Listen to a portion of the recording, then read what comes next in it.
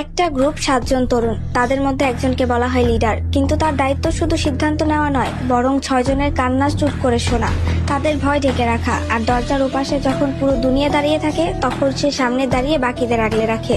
হ্যাঁ, আমি আরএমের কথাই বলছি, ওরফে কিম নামজুন। যখন বিটিএস নামটা কেউ চিনত না, নামজুন তখনও বিশ্বাস রাখতো এই 6 জন একদিন আকাশ ছুবে। যখন জাঙ্কুক কনফিডেন্স হারিয়ে ফেলতো, নামজুন তাকে বলতো, তুমি পারবে, তুমি আমাদের গর্ব। যখন তাইয়াং আবেগে ভেঙে পড়তো, নামজুন চুপচাপ তার পাশে বসে থাকতো, একটা কথাও বলতো না, কিন্তু জানিয়ে দিত তুমি একা না। যখন জিন নিজেকে অবমূল্যায়ন করতো, সে বলতো, তুমি শুধু হ্যান্ডসাম না, তুমি আমাদের ব্যালেন্স। যখন ইয়ংকি নিজের দুঃখ গানে ঢেলে দিত, নামজুন তাকে বলতো, তোমার ব্যথা আমরা আমাদের শক্তি বানাবো। হোসেওকের ভয় যখন তাকে থামিয়ে রাখতো, নামজুন ছায়ার মতো তার পাশে দাঁড়াতো।